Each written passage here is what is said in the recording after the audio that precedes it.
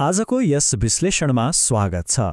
सीमानाहरू कसरी सङ्ख्याबाट सुरु हुन्छन् र नक्कली अवैध भन्ने भाष्य कसरी खडा गरिन्छ भन्ने कुरा आज हामी बुझ्ने प्रयास गर्दैछौँ। सन् 2015 को युरोपीय सङ्कटलाई आधार मानेर हेर्दा यो विषय अझै छर्लङ्ग हुन्छ। सुन्दा जति जटिल लागे पनि तथ्याङ्कले कसरी आम मानिसको सोचाइलाई नै बदलिदिन्छ भन्ने बुझ्न आजको विश्वमा अत्यन्तै जरुरी छ। अब सन् 2015 को युरोपीय सङ्कटलाई एउटा उदाहरणको रूपमा लियौँ। पेरिसको सुन्दर पृष्ठभूमिमा नेपाली ढाका टोपीसहित विश्वभरका मानिसहरूको दृश्यलाई एकछिन मनन गरौँ त। यसले एउटा गहिरो कथा बोकेको छ नि। सन् 2015 मा युरोपले अचानक लाखौँ आप्रवासीहरूको ठूलो लहर देख्यो। यसले युरोप पुगेका नेपालीहरूसहित सुरक्षित र राम्रो भविष्यको खोजीमा अनवरत यात्रा गरिरहेका विश्वभरका मानिसहरूको साझा कथालाई देखाउँछ।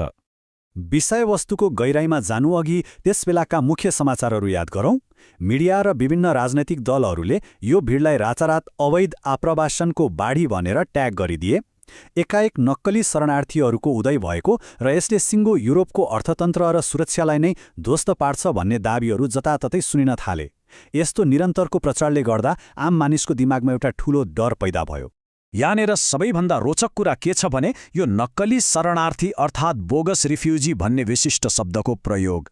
यो शब्दलाई तथ्य बुझाउन होइन, बरु डर र आशंकाको भाष्य निर्माण गर्न एउटा हतियारकै रूपमा प्रयोग गरियो। सीमाना पार गर्ने जो कोही पनि युद्धबाट ज्यान जोगाएर आएका होइनन्, बरु आर्थिक फाइदा लिन आएका नक्कली मानिस हुन् भन्ने भाष्य जबरजस्ती स्थापित गरियो, जसले गर्दा मानिसहरूको मानवीय संवेदना नै ओझेलमा पर्न गयो। तर एकछिन रोकिएर सोच्यौँ त, मिडियामा यति धेरै प्रचारित यो डरलाग्दो कथा के साँच्चै सत्य थियो त? अब सन् 2015 को वास्तविकतातिर लागौँ। अवैध ट्यागको पर्दा पछाडि आखिर के लुकेको थियो त?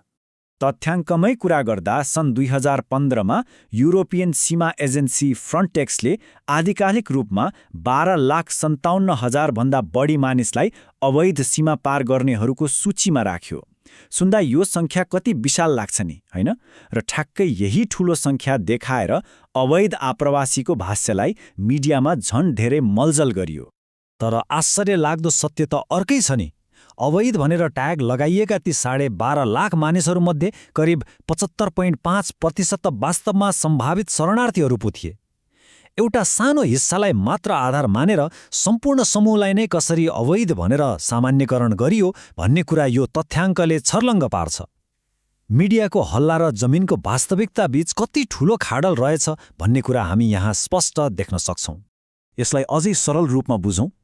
ती व्यक्तिहरूमध्ये झण्डै 10 लाख मानिसहरू सिरिया, अफगानिस्तान र इराक जस्ता देशमा भइरहेका भयानक युद्धहरूबाट ज्यान जोगाएर भागेका थिए। यसको सिधा अर्थ के हो भने युरोपेली र अन्तर्राष्ट्रिय कानून अनुसार उनीहरू पूर्ण रूपमा शरण पाउन योग्य थिए। उनीहरू कुनै गैरकानूनी मनसायले होइन, नितान्त आफ्नो ज्यान बचाउन एउटा सुरक्षित आश्रयको पर्खाइमा त्यहाँ पुगेका थिए। अब यी दुई कुरालाई सँगै राखेर हेरौँ है त। मिडियाले जसलाई नक्कली, अवैध र नक्कली शरणार्थी भनेर ब्रान्डिङ गर्यो, वास्तवमा ती व्यक्तिहरू कानुनी सुरक्षाको खोजीमा रहेका नितान्त वास्तविक शरणार्थीहरू थिए।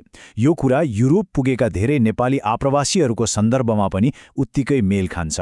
प्रशासनले लगाइदिने एउटा अवैध भन्ने चिसो ट्यागले राम्रो भविष्य र सुरक्षा खोजिरहेका मानिसहरूको वास्तविक र जटिल अवस्थालाई चट्टकै बिर्साइदिन्छ।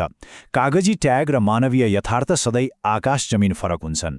त्यसैले क्षितिजतर्फ हेरिरहेको विविधतायुक्त मानिसहरूको दृश्यलाई सम्झिँदा यसले हामीलाई सधैँ तथ्याङ्कको गहिराइमा पुग्न प्रेरित गर्छ। अर्को पटक जब आप्रवासनको बारेमा कुनै डरलाग्दो तथ्याङ्क सुनिन्छ, के त्यो लगाइएको ट्यागलाई सजिलै पत्याउने वा ती सङ्ख्याहरूको पछाडि लुकेको मानवीय वास्तविकतालाई खोज्ने? यो यस्तो गम्भीर प्रश्न हो जसले हामी सबैलाई आफ्ना बुझाइहरूमाथि पुनर्विचार गर्न बाध्य बनाउँछ।